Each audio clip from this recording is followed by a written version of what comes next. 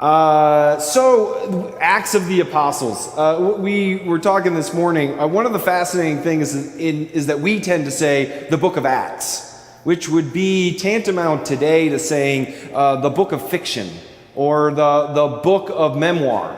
Acts is actually the genre. It's the type of writing that book is. Acts of the Apostles is its name. If our canon were wider, we might read from the Acts of Paul and Thecla or others in that genre. There are genres that are Gospels, there are genres that are prophets, there are genres that are Acts.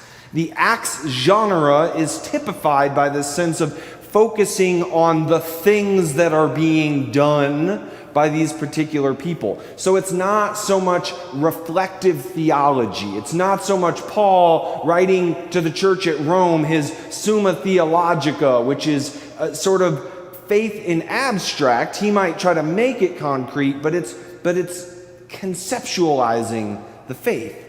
The exact other side of the pendulum from Acts, which is going to do very little of that except through the sermons and preaching moments, the testimonials like Peter gives in our text for today. So the Acts of the Apostles, we get this little window into those original followers of Jesus and the emerging faith community that we will later call church and even later call Christian church, as it emerges out of the shadow of the cross and the resurrection and the temple authorities. They're still sitting under, but reforming or trying to reform. So in these early days, in these early chapters of Acts, we have still mostly the 12 speaking out their faith. They're not going away and hiding. They did that for a week. They're done with that.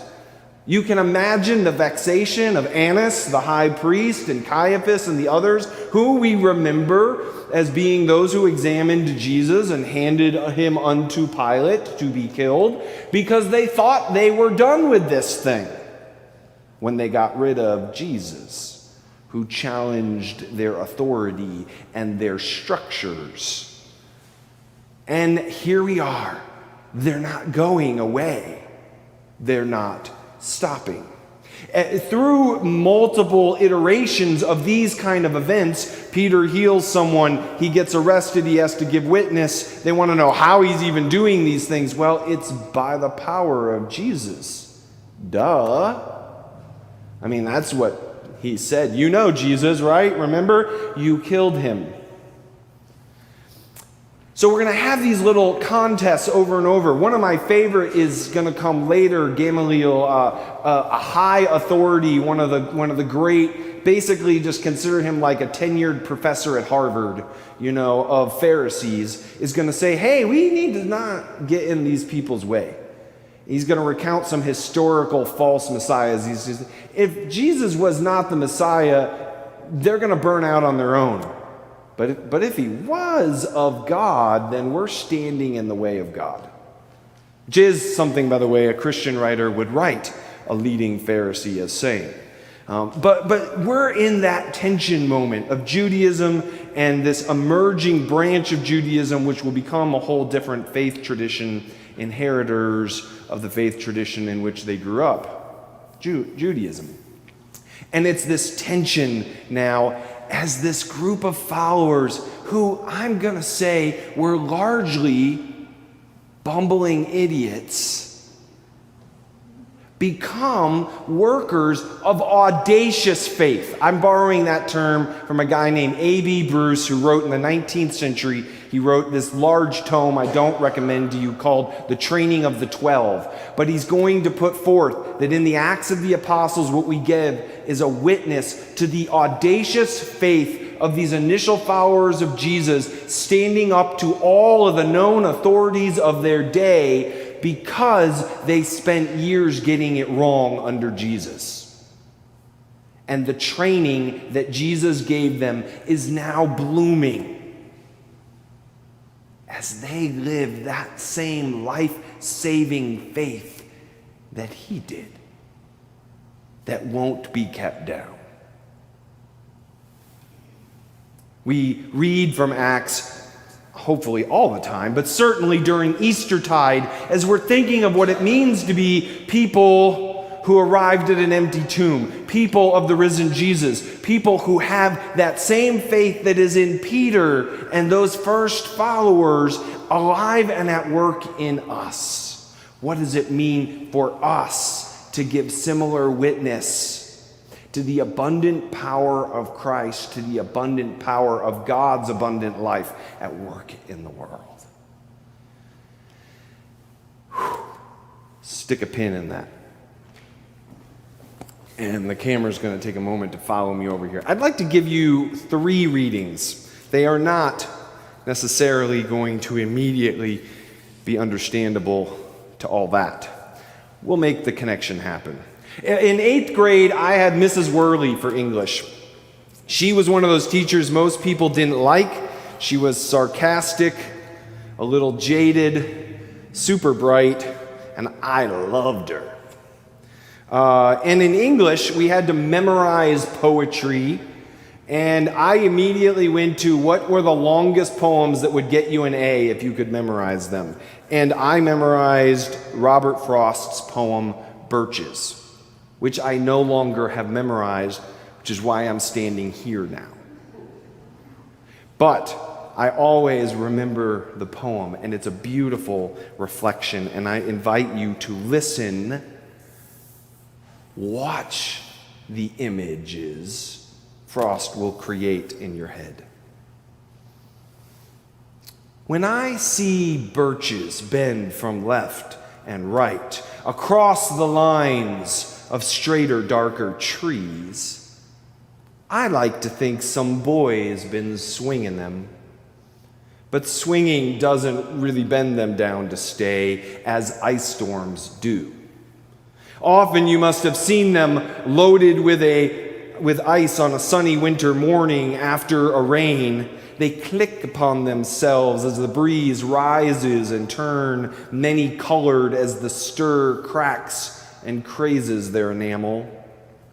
Soon the sun's warmth makes them shed crystal shells, shattering and avalanching on the snow crust, such heaps of broken glass to sweep away. You'd think the inner dome of heaven had fallen. They are dragged to the withered bracken by the load, and they seem not to break, though once they are bowed so low for long, they never right themselves.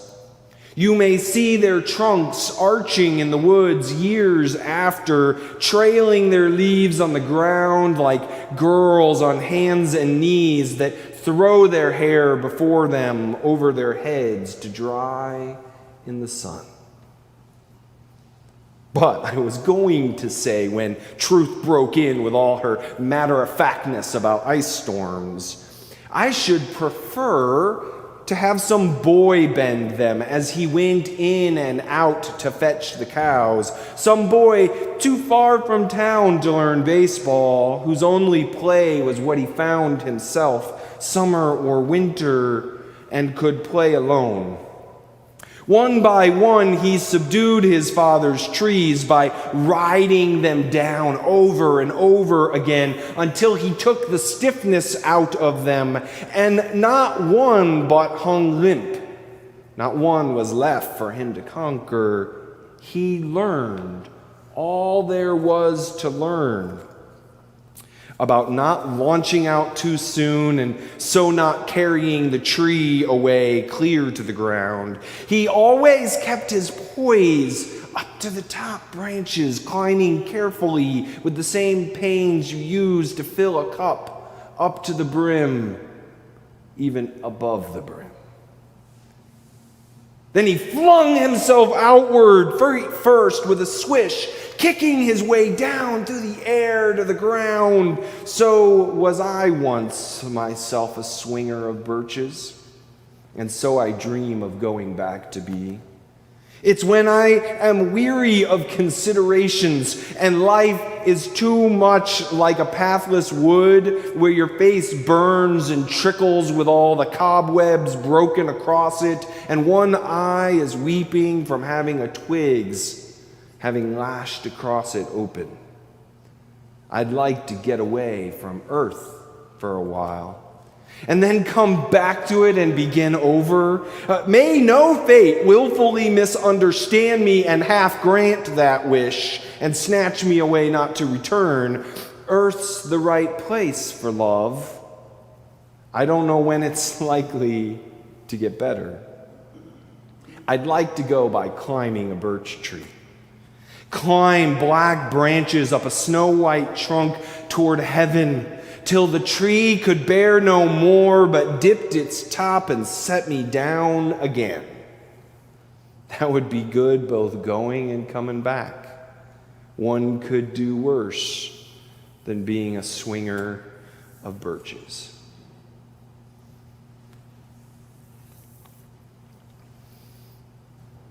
And now put a pin in that.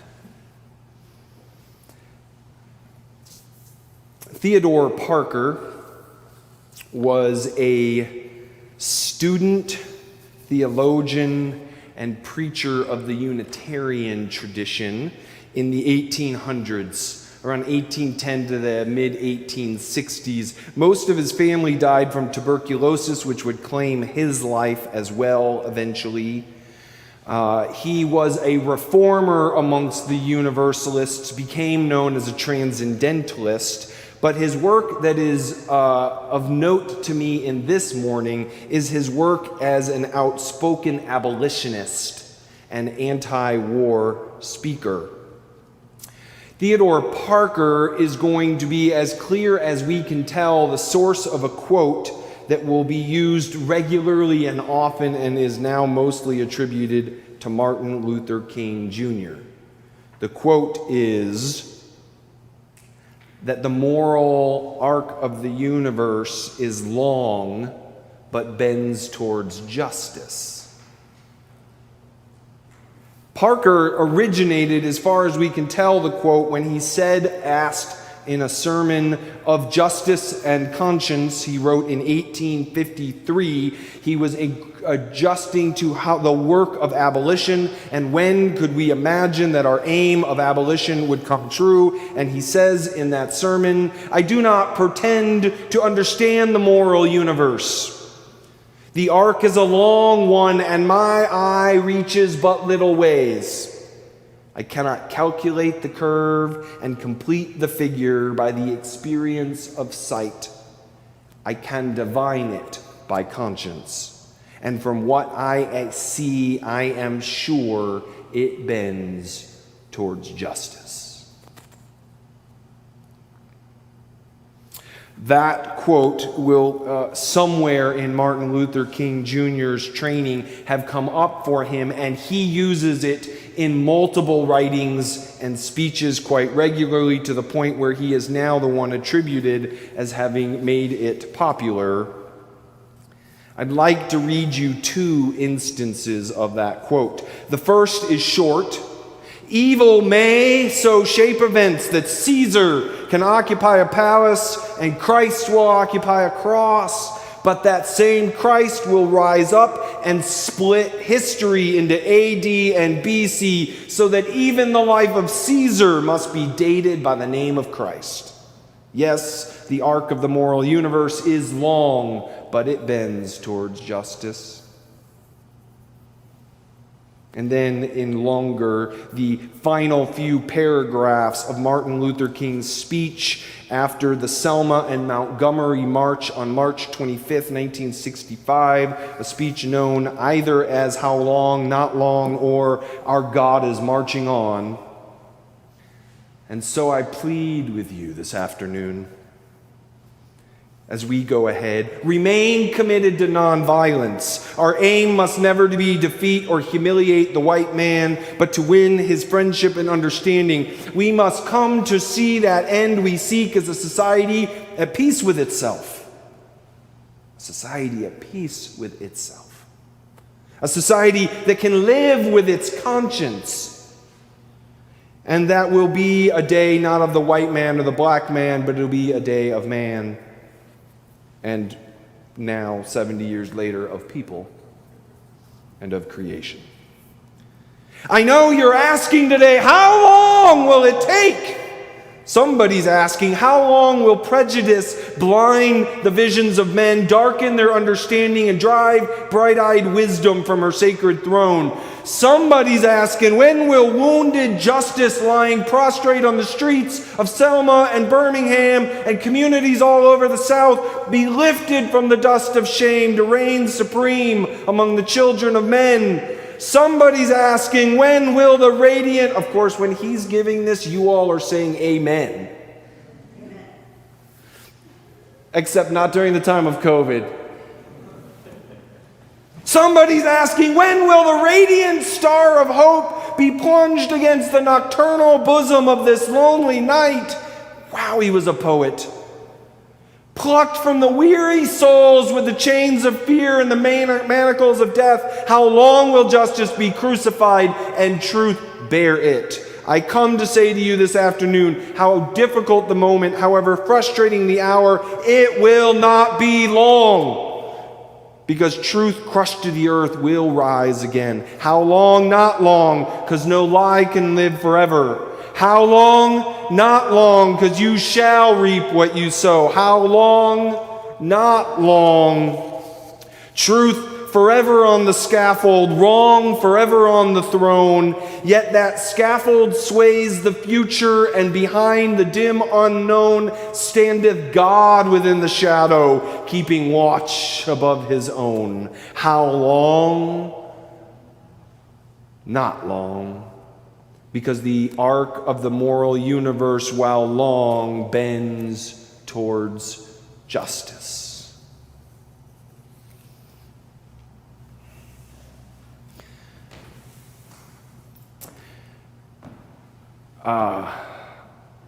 During Obama's presidency, the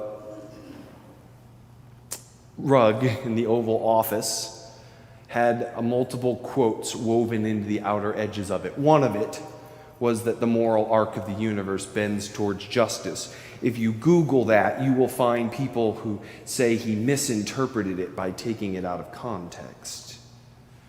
That the phrase is problematic because it imagines that the arc necessarily bends of its own towards justice, so we can sit out the fight. As far as I can tell, no person who's originated, popularized, or used the quote actually means it by that way. Nobody can tell Martin Luther King that he just imagined that the arc of the universe would end up at justice, so why bother? Martin Luther King got far out on that branch as he could, and he did everything he could to bend it down to earth. I just connected more pins at once than I meant to. But I vision that boy that Robert Frost visions out in his outer limits of his farmyard, where maybe, just maybe, he can hear the tenor of his mother's voice when dinner's ready, bending out that birch he's got next to do. Bending out the branches of that birch so that they bend just down to earth. In just such a way, abolitionists bent the surefire, unjust systems of our world towards justice, and they had to remind themselves that I have to do that work. That work is longer and bigger than me alone.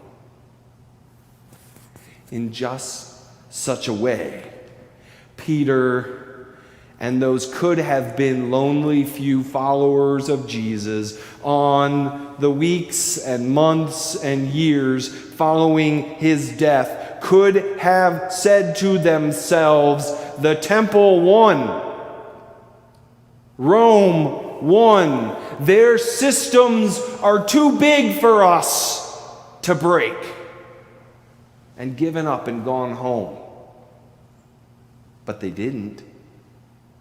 They kept walking out carefully and gingerly with the poise of a young farm boy on a birch tree, walking out those branches and bending them ever closer towards the justice they had taught to crave by the God they loved. And they walked those branches out, whether it was Roman authorities hauling them into jail like Paul and Silas, or whether it was temple authorities calling them to account like Annas and Caiaphas.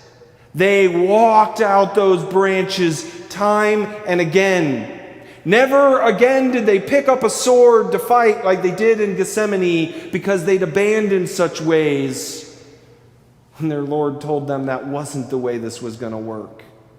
But they were going to have to use unarmed truth and unconditional love, to quote Martin Luther King again, to bend that moral arc again and again and again until it arrived someday, probably well beyond our lifetimes, at the justice God envisions for us all. We have work to do. Somewhere in that upper room, locked for fear of the authorities of the Jews and of Rome, those apostles got the point. It's our turn now. And they walked out into the world, and they walked out every branch they could to give witness to abundant life, to give witness to faith overcoming fear, to give witness to the personhood of all individuals overcoming large systems of power and wealth and self-promotion. They walked those branches even to their own crosses. And then they said, who's up next? And who's up next? And who's up next? Until sooner or later, somebody looked at us and said, it's your turn now. Go out there and bend the moral arc of the universe to justice. This is the word of the Lord. Thanks be to God.